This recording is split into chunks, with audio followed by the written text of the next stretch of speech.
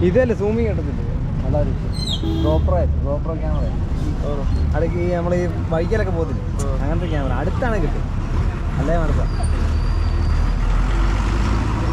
പൈസക്കായി നല്ല ക്യാമറ അത് സൂം ചെയ്തെടുക്കണം നമുക്ക് ചെറുതായിട്ട് മതി വലുതായിട്ട് പിന്നെ നമുക്ക് അതുമല്ല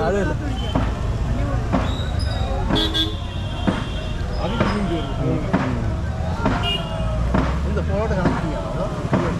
അങ്ങനെ എടുക്കുന്നത് നിന്ന് പോയാലും എന്നിട്ട് കാണും